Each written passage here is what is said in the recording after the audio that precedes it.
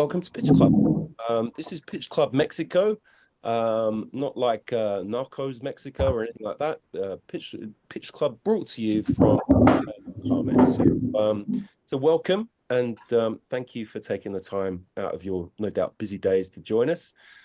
Pitch Club is a bit of a creation from a product, shall we say, of a couple of very large glasses of red wine and basically experience, which was all around accelerators and venture studios and all that kind of stuff.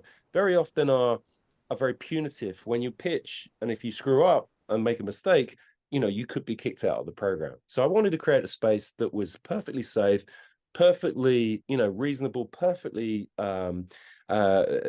safe, where you could get feedback without risk of being booted out of some kind of program. So there we go. We have some very, very basic rules. First rule, unlike Fight Club, where you're not allowed to talk about Fight Club, this is Pitch Club, so we talk about Pitch Club. The rules are, we're going to give you today up to 2 minutes to do your pitch, and then we're going to probably give you around about 2 minutes of feedback. Now, pitching and rolling is something reserved for helicopters, so please don't pitch and then bugger off. Stay, because lots of the value in this is feedback on other people's businesses, because there's going to be commonality and there's going to be things that you share. So please don't pitch and roll unless you really need to. Like I said, safe and supportive. Please get your tech working, get those headphones working, make sure that we can hear you, make sure that you smile, you enjoy, you breathe, you show up, and don't worry too much about mucking up. So Series A is my business, and we do a whole bunch of stuff for startups. And the business very much is coming into kind of two logical halves. We have customer ready things and we have investor ready things. So we do everything in between. So capital raising, we have fractional services, we have a hyper growth engine and process, which is technology and process, which is super cool. We have a pitch deck generator. If you don't already have a pitch deck, please go off to pitched.seriesa.co and just generate your own free pitch deck, free to use forever. And of course, we have wonderful Pitch Club as well. If you want to make a meeting with myself or one of the team, then just click on any of these QR codes and you should find yourself with a Calendly link to my calendar. So we just run this as well with our partners at Wholesale Investor. If anyone's interested, just direct message me. This is a leftover from the last slide deck. Really, really interesting hour full of tips and tricks about successful capital raising with Wholesale Investor. So enough waffle from the guy in the Hawaiian shirt. Heather, do we have any volunteers / victims? I put it into the chat. Everyone's pretty quiet today, whereas normally everyone's like going for it and like pitch, but today it's very quiet on the Western Front. Right. Okay. So we're going to start picking on people then. Oh, hang on. One's got his hand up. Hang on. Who's got a hand up? One. Juan. Hello, hola, from Mexico. How are you? Hola. ¿Cómo estás? Bien. Thank you very much, guys. Nice to meet you. So yeah, I think part of pitching is also like taking the risk, right? So if you don't go and try it, then yeah, it's going to be difficult. So we need some practice before going to the investors. So this is a perfect place. Thank you very much, Colin, and thank you everyone. So yeah, I don't know. It's my first time actually, like going here. So Juan, if you can, we met at the Excel just randomly a couple of weeks ago, right, or last week. So yeah, here you are. Look, isn't that cool? So do you have a pitch deck, Juan? Yes, I do have a pitch deck. So the format here, okay, is basically you get yourself ready. You got 2 minutes. We'll time you, and away you go. Okay. All right. Let me share my screen. 1 sec. So I cannot share my screen. Or do I have to send that here, maybe? Try again. There you go. 1 sec. Yeah. Okay. Okay. Can I start now, right? Ready when you are. Okay. Perfect. Hi guys, hello everyone, hello the audience. So let me ask you something. So when you met someone, usually what do you do? Like if it's an interesting person, you connect with them, right? Like you will be happy to connect with many people. But then after you meet with someone, you lose contact for any other reason. Like you connect on LinkedIn and you don't talk anymore, or you connect on WhatsApp and you don't talk anymore. And at the end of the day, it's like meeting a lot of ghosting, a lot of ghosts that you will never see again. So the worst thing is that you can think that connecting on LinkedIn with an investor, let's say you meet someone that could be a potential investor, you give a business card or connect on LinkedIn with them, and you think all the work is done, right? So it happens to me. I've been there for many times. One day, but I remember I'm a person who always believe about opportunities and technology. So I always try to make the most of any opportunity. So if I met someone that could be a potential investor, I just, instead of giving my business card, I use my platform. So this is my platform. It's a platform that basically helps me to connect with people and follow up with them through technology, QR codes. So we already, the business is already working. So we have some stickers that you can paste at any surface. You can paste it on your phone or in the wall or wherever you want. And people just scan them. And once they scan them, well, you can exchange contacts and you can follow up with them. So we actually have an MVP that helps you to follow up with potential leads. You can sell products, you can put all your social media, book an appointment, everything in a QR code. So why QR codes? We believe in the power of QR codes. I see QR codes everywhere. So this is my tattoo. I have a tattoo of a QR code, but you can see that they are everywhere. And I want to be the guy working with QR codes. There is a huge market, a huge opportunity for any investors to go on this technology. Basically, QR codes are, as I show you, everywhere. But we want to explore MVC technology. We want to explore B2B market where we can help like sales team to reach more opportunities and everyone to sell more. This is for helping business to grow. Got 30 seconds max to wrap up. Okay, cool. So we already have some traction. We have 10,000 users already. We won the competition of Shark Tank back in Colombia. I went there. I pitched my idea in front of investors, and I started the business basically selling phone cases. I wanted to create something unique, and then I add this feature of a QR code on the back part of the phone case, and this is how it works. So this is how we can make money of the business. And we are looking for 400,000 pounds to invest in the business to improve the platform and accelerate the sales pipeline, and yeah, somehow like help the business grow and launch in the UK market. And yeah, thank you very much. And if you want to contact with me, just scan the QR code below and you can have my business card and we can connect on LinkedIn. Juan, thank you for that. Look, I let you go quite considerable amount over. Okay, so you're probably closer to 4 minutes. So just in terms of housekeeping, yeah, if you're stuck in an elevator with someone or you've just grabbed them at a barbecue, you don't want to kind of talk their ear off too much. So let's get all the lovely traction, get all the lovely stuff right to the front of the slide deck. The slide deck itself, yeah, for this kind of thing is too wordy.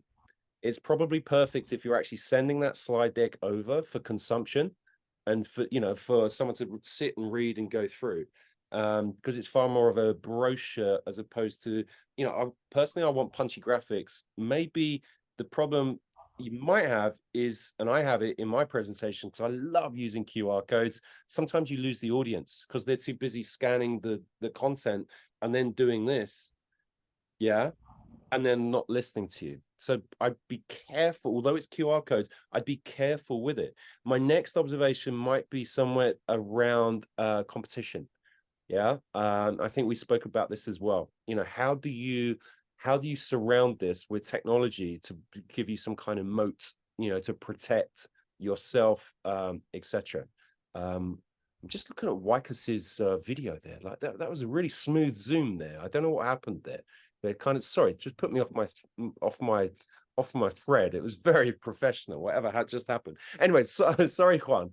Now look, I'm going to open it up to the other guys. Finley, welcome, Finley.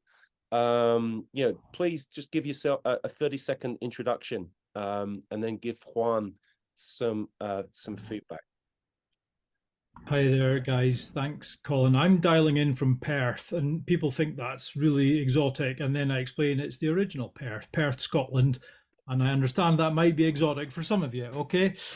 So listen, I do a very similar thing to what Colin does. I'm here to be supportive. I just love helping entrepreneurs and founders. So bit of a geek that way. So this is what I do on an almost day-to-day basis, just a slightly different geography, often face-to-face. We've gone back to old school, so running pitching events and stuff like that. But Colin and I connected on LinkedIn, so I thought, right, why don't I just jump on every so often? So here I am. Moving on to feedback for Juan. Obviously, echo those points that Colin's made. I just add a couple of things. I really enjoyed your 2-4 minutes. I think you as an individual are very, very appealing. And let's remember that investors invest in people. So you've really got to bring your best game to the screen or to the pitching stage. And I think you did that. But then I'll give you the kind of downside to say, and here's some of my experience. I went to a tech meetup in Glasgow at the Barclays Eagle Lab at the start of the summer. And I was really old fashioned. I had my business cards and I'm really quite proud of them. But everyone there was using QR codes, right? No surprise. And what they were doing is they were either showing me the LinkedIn app where they've got their QR code, or they had that copied onto the back of their phone. And that's how everyone connected. And I think they've kind of captured the market there. However, you've got something. And if I was an investor, I would be thinking, let's talk to this guy because there's something in that. I really like him. And maybe it's a point of they might just go, well, why don't we just take that here or take that there? And you need to be open-minded to that, to go, right, can we go somewhere with this that you maybe don't see it going just now? So I hope that helps. Thanks, Finley. Appreciate that. Heather, you messaged me halfway through that saying, I love this. So do you want to expand on that? Yeah, I do. I see it as like being a mini info pack, because when Colin always talks about traction, and it's just a really neat way of like sewing everything up into showcasing your business. So it's like a one-stop shop. It's almost like a link tree, that you get, but it's just there ready to go. So if you are having those investors, it saves them time to having to like log on to everything. And you're saying, okay, I've got like 100,000 followers on, they can see that so easily. And I think that's just really important. So I see that as like, they're almost like mini portfolios of your business. And I think you could do so much with it. I just think honestly, I think it's a really great concept. And I think you presented really well. I think you said it was your first time pitching, but then you said you'd gone on Shark Tank. So I was a bit like, okay, so you've kind of done it a bit before, but I love it. I think it's really good. And I'd be keen. I'm keen for it. It's great. Juan, what I loved is, thank you, Heather. Juan's got a tattoo, a QR code tattoo. What? Yeah. So I do have the QR code tattoo. And in case that you want, like any of you, if you happen to be in London, I'm also giving away these free QR codes that you can paste it in any surface, so you can use it. I'm in the phase of tasting it here in the UK. Great, and I'll have one.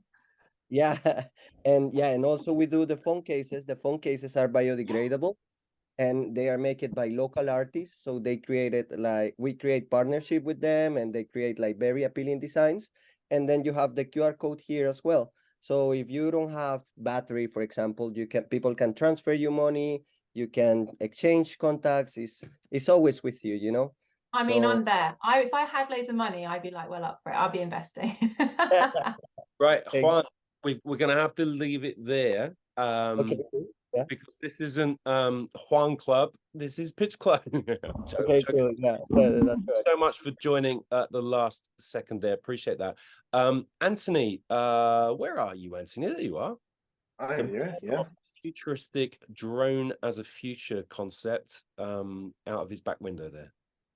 Yeah, near future, eh, Colin? Right, I'm gonna spotlight you. There you are. Okay, I'm going to share my screen with you. Perfect, perfect. How are you? Are you well? Are you good? We haven't seen you for Yeah, I was here 2 weeks ago, That's right. and I made some improvements, and let's see how it goes now. Feedback on this after the call, so happy to go through some of that at some other point. But ready when you are. Okay, now welcome to the presentation. WESP All Metaverse Experience, one platform. So people talk about us as the App Store of the Metaverse. Yeah, there are currently more than 400 million monthly active users in the Metaverse. Only there's a different way of engagement required to stimulate spending. And we are working on a solution, a user-friendly Metaverse, powered by AI and built on a proven business model of the smartphone. And to give you a comparison, what Apple is for the mobile phone, or if you use Android, what Android is for the mobile phone, that is what we are for the Metaverse. Our product is an AI-driven smart metaverse with an integrated app store. For the apps, we have also 3 levels of developer interfaces. We made it user-friendly and, by the way, fun by AI building design software. And users can use our face scan to create their avatar. And smart by smart raising smart contracts for companies and smart land parcels. The user market value is projected to reach 300 billion by 2028. And Web3 projects as Sandbox and Decentraland cover only a small percentage of these categories, mainly the red category of the virtual assets. We cover an astonishing 99% of the metaverse categories. Also, we keep it simple and fun with the AI-powered functionalities. Now we currently have we currently have a wide list of more than 26,000 users, and we have a significant number of followers on social media, and we have valuable partnerships and collaborations. We are creating this unique all metaverse experience integrated in one platform. Join us. Anthony, thank you for that. It seemed a little bit disjointed at places. I think where you were skipping through a couple of slides, you know, that for me from a storytelling was a little bit off-putting. In terms of the MAU, the 500 million, is that 400 million, yeah. wow? Okay. Wow. Yeah, there are currently 400 million users of the metaverse. Interesting. Monthly active users. Interesting. Okay. I'm going to just go around the room in terms of people who have some active interest and experience in this. Mark, joining us all the way from Mexico. So, what do you think, Mark? Thanks, Colin. Yeah. So Anthony and I have spoken. Hi, Anthony. How you doing? Hi, Mark. I'm good, thank you. Look, there's an amazing opportunity here. I think the deck itself needs some more work. I know we've spoken about a few things, but I think you really, as we talked about before, you really need to play on just exactly what you have here in terms of the number of users you personally have for your platform, in comparison to the likes of Decentraland and Sandbox that have very, very few. So that still needs to come across because, you know, in comparison, it's it's worlds apart. And in addition, though, we also talked about the pie charts and the graphs that you've got in terms of the different markets that you address within your platform versus the likes of those others. You need to be a bit clearer, because the shading of color of the oranges doesn't distinguish the different categories, so you can't really tell what they are. But yeah, so just to reiterate on the conversation we've had before around just that reiteration and a bit more around the competitive differentiation, but also the traction that you guys have got versus the likes of Sandbox and Decentraland. Other than that, it's still, and I stand by what I said in your very first pitch, it's still a great opportunity. So yeah. Anthony, I remember giving feedback in terms of traction. Did you get the traction at the front? Yeah, we had traction at the front, but we put it back again to the near end, because we shut down our current platform. It was it needed to be updated, and it was too much work for us to keep two platforms alive. So we really shut down our proof of concept, and we were still running on that. We changed it to a whitelist, and in the same process we put it via traction back to the end. Okay. Storytelling. Robin, are you there? I am here. Anthony, good job. Hi. I remember I saw you last time as well, and I could also see the improvements that you've done to the deck. I just wanted to say that, yeah, one of the things, your intro was something that I wrote down. You know, people talk about us as being the app store for the metaverse. That is something that I believe, you know, you should be able to communicate with a lot more confidence. We are going to be the app store for the metaverse. I think that's a very important point. And for me, it's, I guess I just want to see more how it works. When I think of the app store, like, I have the interface in front of me. That's the thing that I sort of struggle with as I was listening to your pitch. Like, I would love to see what it actually looks like and how it functions, because to me, it sounds like a very, very broad concept, being the app store for the metaverse. So having something concrete would have really brought the pitch to the next level for me. Otherwise, I think it was a visible improvement from the last time for me. Okay. Thank you, Robin. Thanks, Robin. Hi, Rash. How are you? Can we come at this with your financial brain on? Yeah, Colin, thanks for the introduction. I think there's some really interesting points made by Mark and Robin and yourself, Colin, so I won't elaborate on that. But just a very quick 30-second background as to why I'm here with Colin. So I'm a chartered accountant and a chartered director, and one of the co-founders at a firm of chartered accountants and tax advisors. We focus primarily with fast-growing, scaling businesses, primarily in the UK, but globally. Okay, so Anthony, just coming back to what you've got, and it's still sinking in. So forgive me, because I'm just trying to get up to speed with with what you've just sort of communicated. So the App Store of the Metaverse, totally get it. Clearly, with Apple Provision coming along and Zuckerberg making some crazy announcements last week, I get it. Yeah, but I think going back to what Robin is saying is, I was just a bit confused about the storytelling. Wasn't quite sure you went from problem to solution, within the metaverse, and it was like at lightning speed. I was thinking, hang on a second, I haven't quite understood the whole damn concept.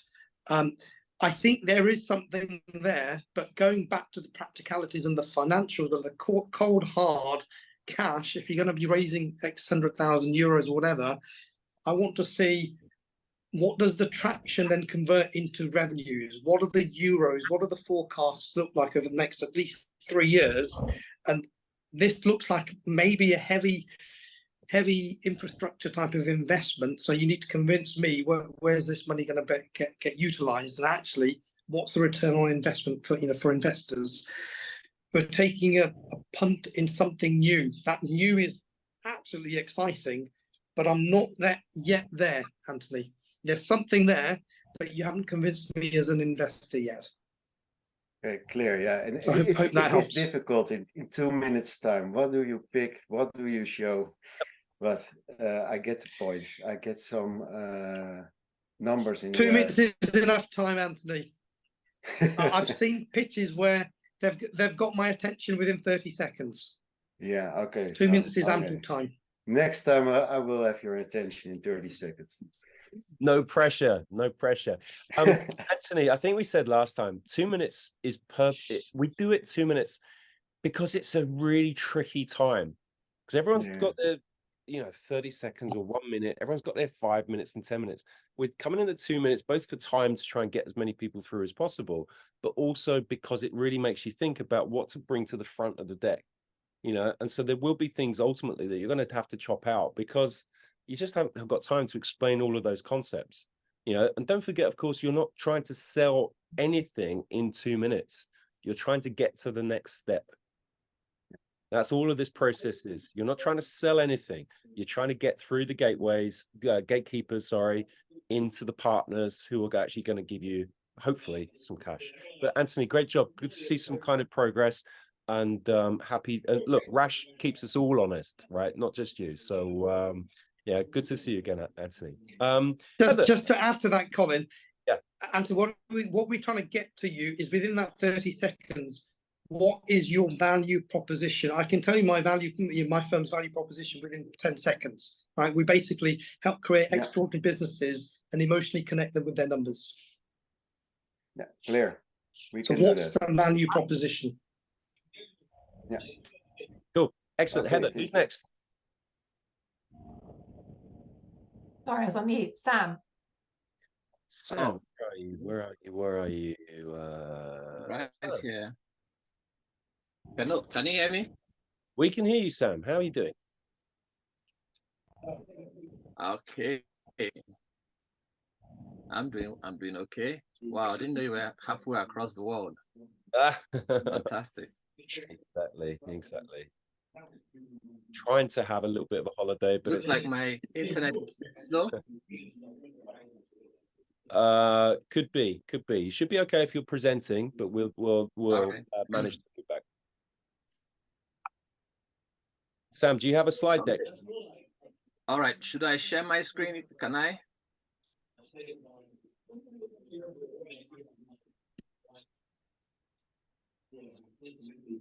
Just a second, get my.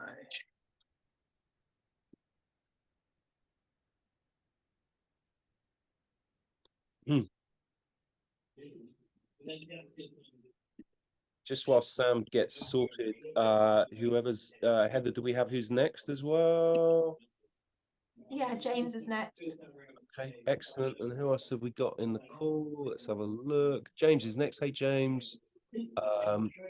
And Wyckoff, I'm going to pick on you guys because just because your cameras on your iPad is so impressive. Okay. All right, Sam, ready All right. when you are. Okay. My name is Sam Igwe, and I'm co-founder of Susumi Capital. And what we have is a DeFi crowdfunding solution. This runs well. Sorry, I've been able to make a quick deck here. Brief disclaimer. So Susumi actually means my wealth creating community. So it's all about creating a community of people who help each other. In summary, it's an app that contains a perpetual Susumi coin fund. And this app enables users to access the fund to raise money with a Binance USD or other stable coins. The process is autonomously regulated by smart contracts.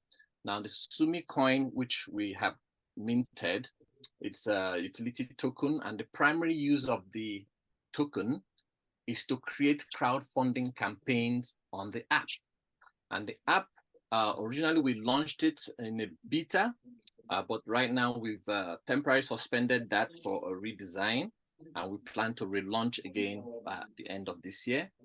Now, users of the app can raise funds for anything they want to do, and this Susumi Coin itself begins to gain more value as more people use the app, and the app generates revenue for the company as it is being used. So everybody gets to win in the process. So our mission is to enable cooperative finance on the blockchain. So what we mean by cooperative finance is the practice of funding the development and prosperity of individuals in communities using the resources of the people within those communities. So that's our idea of cooperative finance.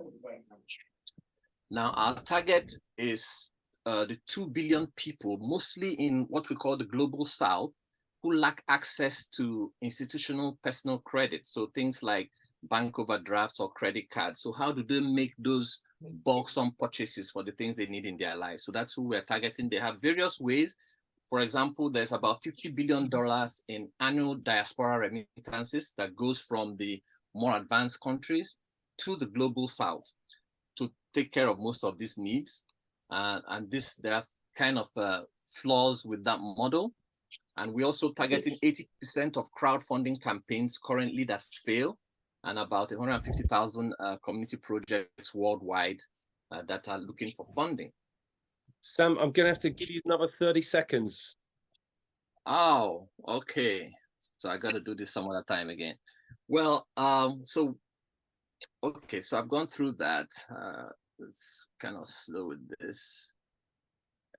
So it's basically a new crowdfunding paradigm. It's not about funding ideas or funding needs, but just funding people. And so how it works is that we create a fund with a smart contract where, yeah. All right, so I'll work on that. And it's kind of slow. I click and the thing doesn't move. Right. Okay. Now I know the storytellers amongst the mentors are going to want to be all over this. The reason and is the same as the reason I want you to come back next week. And any week thereafter. I think you could probably have talked on this for 15 minutes, like no problem at all. Yeah. Now the challenge with this 2-minute section, as I articulated to whoever was just previous, is trying to get the right stuff up the front to be able to make me or anyone else sit forward and take notice. Yeah, it's a tough skill to have. What you did, first of all, was you wasted 20 seconds in the preamble going through a disclaimer slide and whatnot. You didn't, for me, articulate the pain that you're trying to solve right from the outset. And in 2 minutes, if you articulate the pain from the outset, and you get people nodding, you go, oh yeah, that's a real pain. Yeah. Now the thing is, I have no doubt whatsoever that what you're doing is wonderful, and it will be wonderful. But your storytelling at the moment doesn't reflect that position. Okay. So I don't see any kind of pain there. I see you built a product and you're solving this nebulous, great big thing. And I don't still really understand what the pain is until I got to 2.5 minutes and where you said that what's the problem. Yeah. So I'm more than happy to spend some time with you on this to try and just rejig the slides and rejig things to get them in the right order to make anyone that you're speaking to sit forward and take notice. Finley, you've just raised your hand. Yeah, I think I'm probably going to say similar sort of things, maybe in a slightly different way.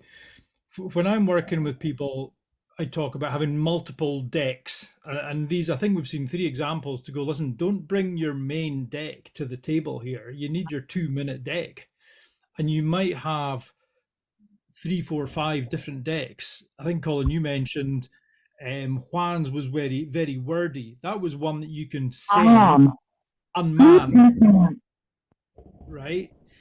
You need a different deck to serve this purpose. You've got 2 minutes to storytell, get the pain across, then still give the investment story. So what I ask people to do is cut down, and you've probably seen this, a 1-pager or a 2-pager, which you try and get on people's decks, And I think it's getting to that sort of way of thinking rather than going, right, I'm going to bring my 15 slide deck and try and get through it in 2 minutes. You won't manage it. So it's a completely different backdrop that you need, a different tool that you need to deliver this. It's a challenge, but I think it's a really good challenge for everyone. Thanks, Finley. Really good feedback. Sam, I've just put everyone on mute there, so don't take it personally. I think we just had some feedback. Robin,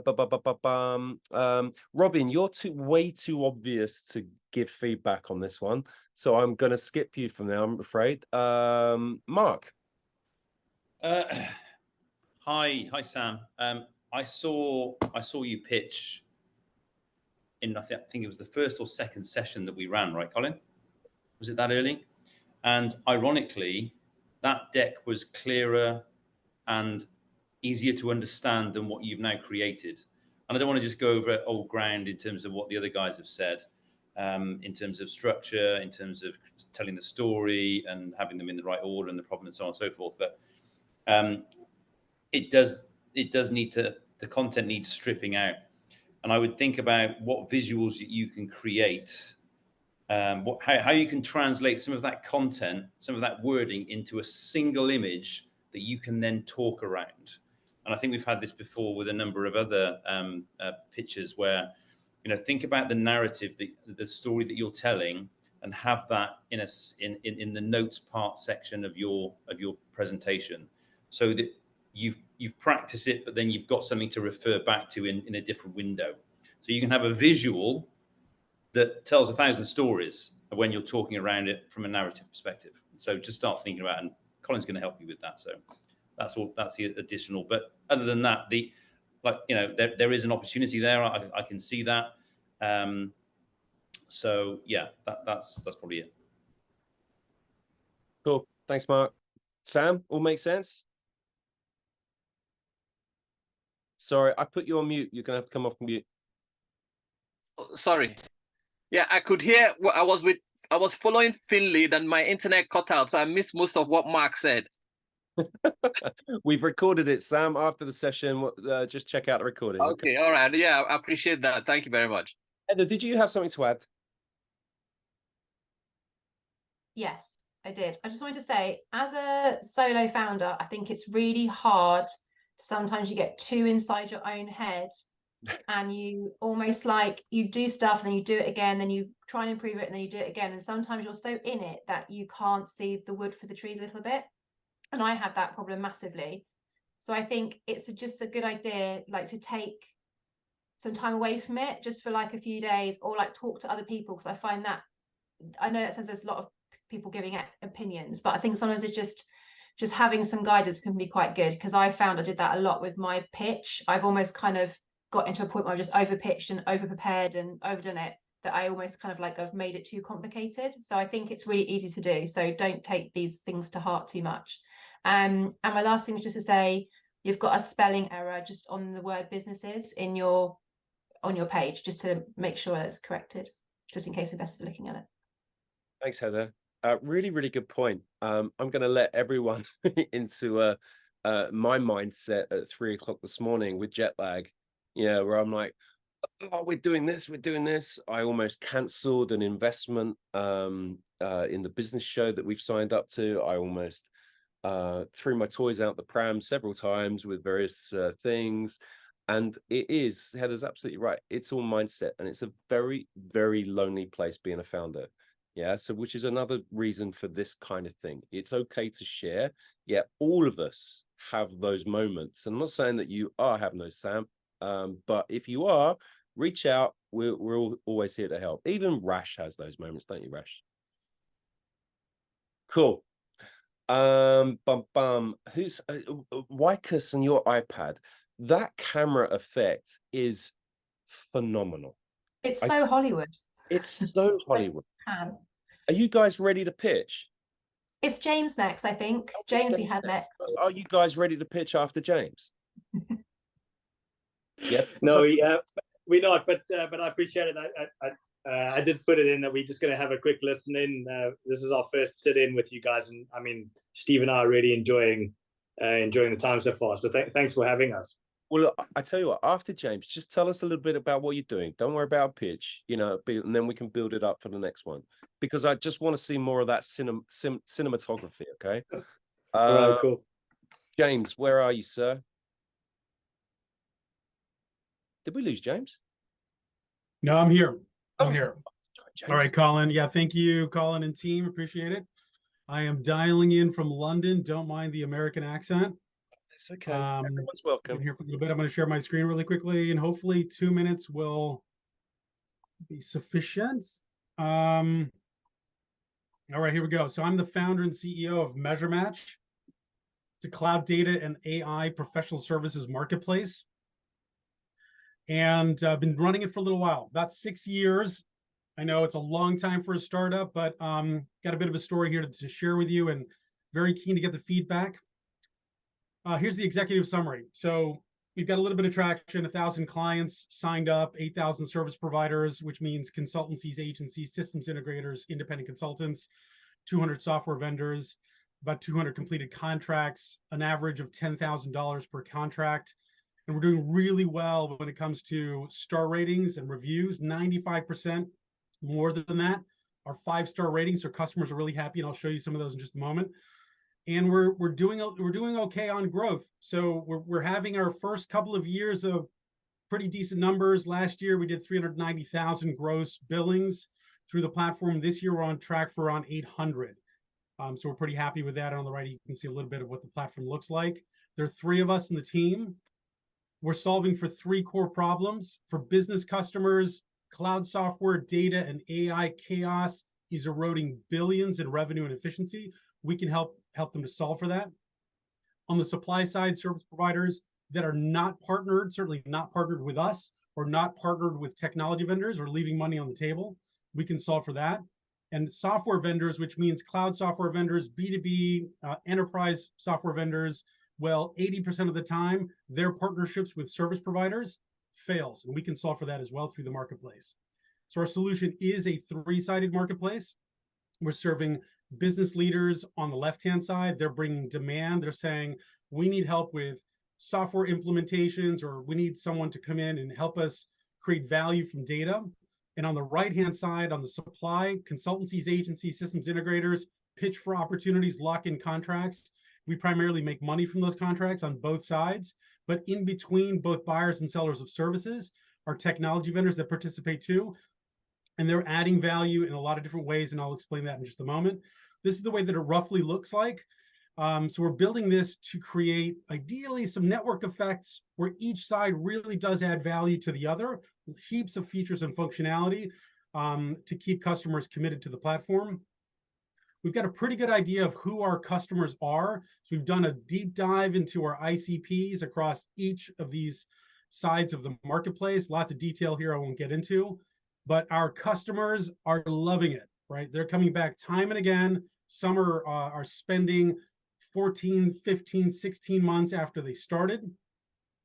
And these are just a few examples of 5-star ratings from different parts of the world as well. So although we're in the UK, about 50, 60% of our customers are in the US, the rest in the UK, mainland Europe, but mostly mature markets. On a competitive basis, we're stacked against quite a few different players out there, traditional consultancies, freelance marketplaces, and then emerging platforms like cloud marketplaces and software vendors are a bit of a challenge too. We can address all of these for a lot of reasons because our marketplace is focused, incredibly fast, and the quality is phenomenal. Hey, James, yeah. 30 seconds. All right, 30 seconds, no worries. We're making money in a few ways. This is not a 2-sided, take rate on each side or only on one side, like lots of services marketplaces. We have layers of monetization here that are live now, and there's more coming. The market is enormous. It starts at roughly 1.5 trillion in size. We've cut that down to a 70 billion TAM and a really addressable $7 billion SAM. This is what our numbers look like. We took a long time, and it was really painful for a few years to figure out how to create something that's seamless and efficient, and we're beginning to realize that now, as you saw earlier in the deck. And we think that we can scale this really substantially out to 100 million in billings by 2028, and around 80% of our net will come from recurring revenue, which is really different from marketplace, which is predominantly just transactional. James? We just opened a $3 million seed round. We have some amazing investors. And here's a few things on why us, why now. I think you wanted me to stop, but here we are. James. Thank you for that. I really enjoyed that. I'm all about B2B. I love B2B. In fact, I'm going to give it over to some others to have a chat. Look, Rash is giving you a clap there. Robin's, sitting on the edge of his seat. I think you already know Mark from years ago. So Rash, let's start with your feedback, please. Mark, so well done. With no disrespect to all the other presenters, that's the best pitch so far today. So excellent. Yeah, I think you've nailed you've nailed the presentations. You've caught everyone's attentions. So excellent. Clearly, there is a challenge. You've been going for 6 years. I think you've been pretty.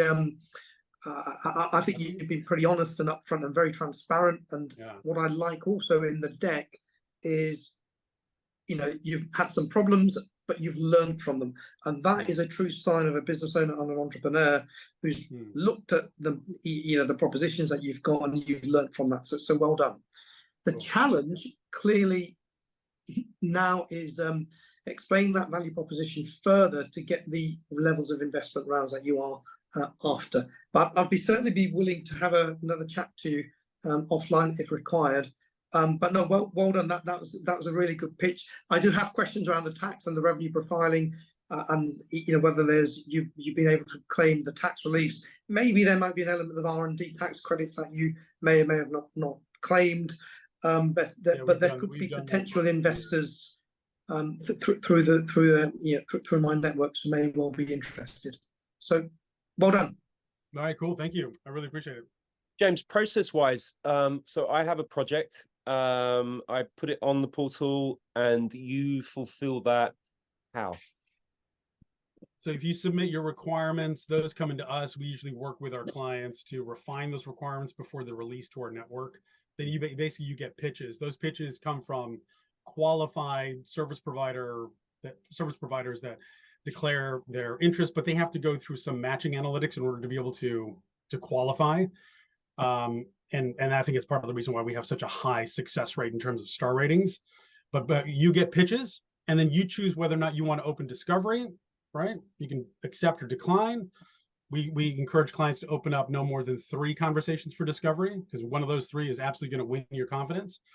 And then you receive proposals through the marketplace, probably negotiate to some degree, click one of those proposals into a contract, and off you go.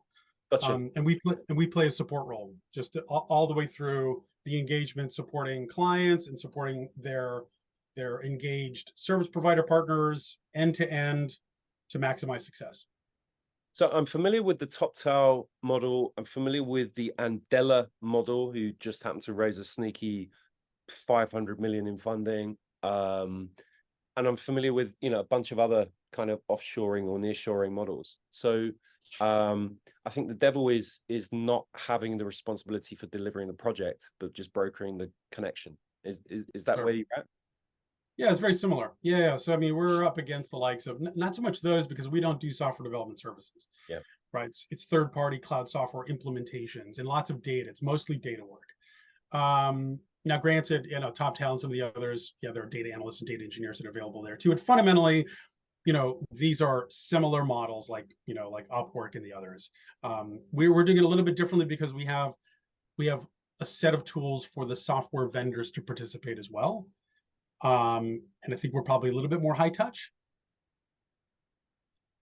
Interesting. Brain's going tick tick. There's a lot of fun we could have with this, with our existing growth engines and things like that to amplify what you're doing. So okay, really enjoyed that, James. Thank you very much. And just to kind of reiterate Rash's comments, I think so far that's probably the best articulated value prop. So well done. And again, not taking anything away from everyone else. We're all on a journey, right? We're all on a journey. Journeys. Oh, in fact, hang on. Sorry, Robin, you haven't spoken for a little while. Robin, what do you think? Well, it seems like James, you're obviously very good at presenting, and it seems like you have sold it to a lot of the people here in the panel as well. So you did a very good job. For me, I guess I don't have the same insight when it comes to these sort of products. The only thing that I thought of was that you were giving me so much information, and it sounded so amazing, and you have the traction and you have the partners. And then I see at the end you're looking for 3 million in a seed. So to me, it sounded like you were super established, and you have like this, global empire almost that is working. And then you got this small ask at the end. So that was something that sort of threw me off. But yeah, there was a lot of information. Yeah, that's really fascinating. I think maybe it's because I'm in the UK, and I think we generally think with slightly smaller numbers, despite the fact that I'm American.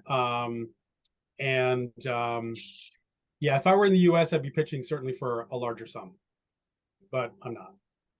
Yeah, no, that was just something that I thought of. I'm not a numbers guy by any means, but the ask at the end didn't really connect with how well everything seemed to be going. Fascinating. Yeah, I love that's awesome feedback. I appreciate that. Yes. Otherwise, great. There's a saying I was brought up with: if you don't ask, you don't get. Right. Ask for what you want, James. If you need that to scale your business, then ask for what that is. Regardless of market, someone will be there. Yeah. Okay. Cool. Do we have look, the cinematic experience that is Waikus's iPad? You guys just give me a 1 minute. What you guys up to? And then if we've got time for another pitch, then we'll do so. Cheers. Well, thank you very much, Colin, and thank you to the panel and everybody here. So Steve and I are London-based, ex-South Africans, and the two of us have sort of started collabing together, pitching and sharing concepts between each other. And I think one of the things that we're very much busy looking at the moment is smart technology within the development sector, and kind of seeing how we can integrate that a lot more within businesses from a development point of view, all the way through to maintenance and construction technology that we can implement. Yeah, that's probably one of many ideas, but I think that's definitely one of the ones probably more true to my heart than necessarily Steve's. But yeah, that's pretty much what we had. Very cool. Thanks for that. I think the last pitch club we actually we didn't get into a heated argument, but there was certainly some feedback to one of the founders that was, in fact, no, it was a Founder Institute event. He was construction tech, and we were talking about automation. We're talking about drones, and we were talking about 3D printing, and he was adamant, oh, no, that's never going to change. No, it will always be done how it is. And of course, well, that's not the case, is it? I'd be very, very surprised if that's not the case, where we 3D print a wall, we get a drone to kind of drop material in, we're kind of close to it. So fascinating space, and absolutely ripe for innovation and disruption. So looking to hearing more. Absolutely. Yeah, cheers. Cool. Thanks, guys. And what is that? Is that a bit of software, or is it the hardware? I'm fascinated. It's part of the AI tech in the camera function of the iPad itself. So you can put on follow, like it's almost like a follow me function, and then it just kind of very exciting. Thank you. Okay. Do we have any more volunteers? I noticed that Jonathan had joined. Hi, Jonathan, and Sylvia is there. Are you guys wanting to pitch? I have something if we have time. We can make time. Anyone who needs to run on the hour, then feel free. That's fine, but we can make time, Jonathan. Okay. Thanks, Finley. Good to see you. Am I able to share my screen? Oh, there it is. Yeah. So this is still very early stages, so bear with me as the pitch deck is slightly all over the place. I'm going to run through this as quickly as I can. So I'm a developing company, and I want to talk about our mission. And our mission is the affordable, modern event production utilities. And what I mean by that is I want to create a company which designs and creates interconnected utility platforms focusing on ERP tools, but specifically for the events industry. And why the events industry? So at the moment, it's being drastically failed by inconsistent solutions, which are exacerbating COVID-19 and Brexit issues. And as part of that, the events industry has declined during COVID by 50% and is now struggling to get back to that level because of these issues, with huge labor gaps of 69% of companies reporting that they can't get the skills back into the industry in business development, project management, and technical expertise. And training courses to do this is thousands of pounds and is just not accessible to anyone in lower economical situations. So when we did our research, we were just shocked by the results that management need to be like completely overhauled in 83% of companies. 60% of them have no online technical solution for this. And there is a 77% of the people we surveyed wanting a tool to take a hold of this market. And this is one of my favorite quotes, that an old piece of software which did exist before COVID still is there, but isn't maintained. And one of the lead people we spoke to of 24 years of experience said it's a really useful tool, but because it's not been updated it's now not been updated in 5 years, it is completely unusable. So our solution, we want to design a platform called Eventivia. Eventivia will be built on open source and allow you to connect everything which you need to run your event. So that's connecting your products, your workers, and your facilities across the world from start to finish, everything on one platform. And what this does is it allows the entire industry to start focusing and connecting all of their tools in one centralized location, which has all of the support and information which you need. When we looked at our competitors, everything is either in the expensive or featureless end of the thing. There is nothing which is designed to be affordable and has all the features which we're looking for.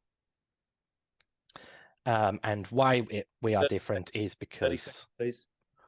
because of our building on open source, we can develop faster, can really push those cutting edge support and features, but we also allow us to be supported both internally and externally as we develop this product.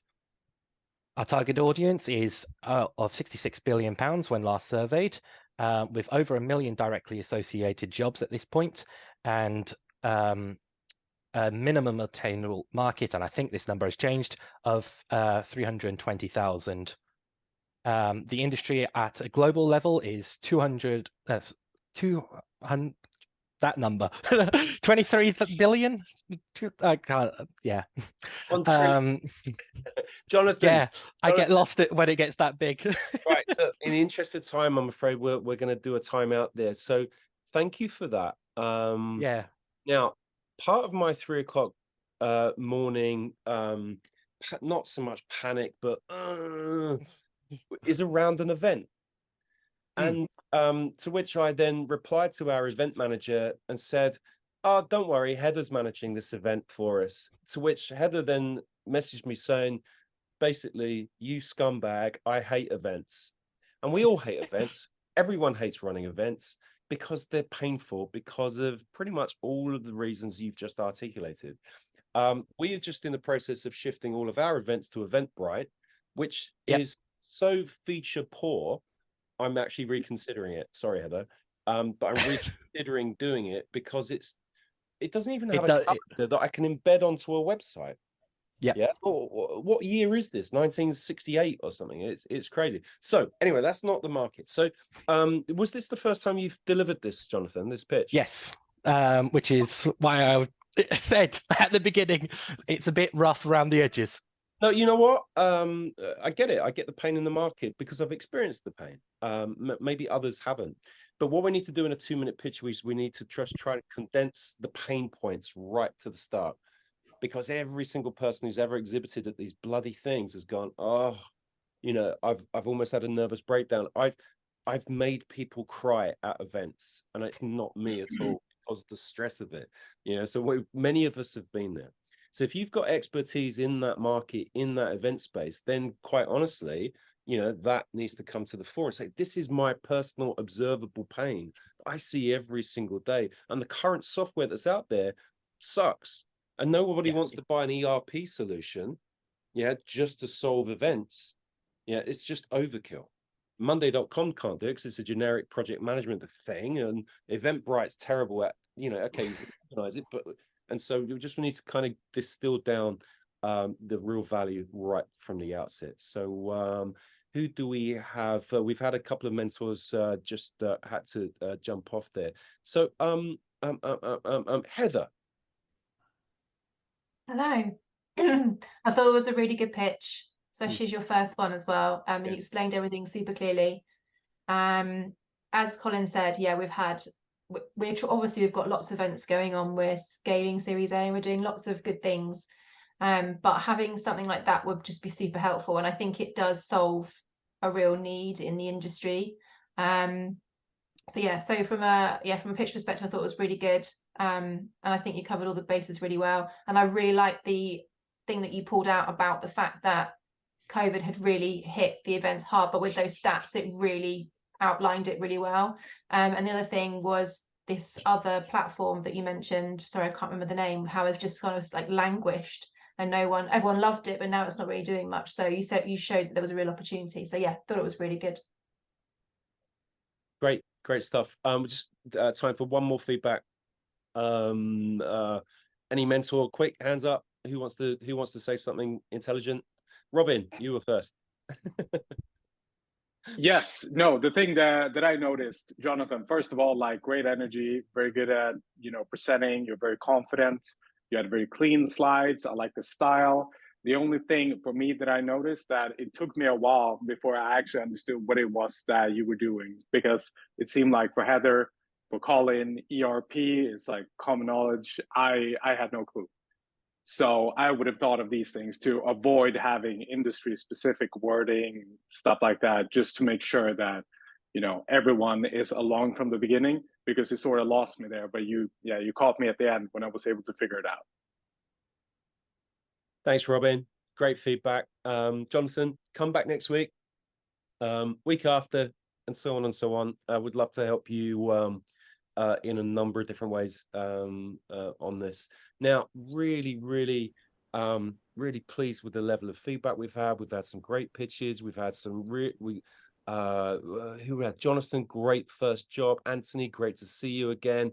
Kwan, well done for the first time, and more as well. So thanks everyone for making this a success. Hope you've enjoyed the feedback. Connect with us on QR codes and things like LinkedIn and whatever, and we'll see you next week. Okay, thanks everyone. Bye. See you everyone.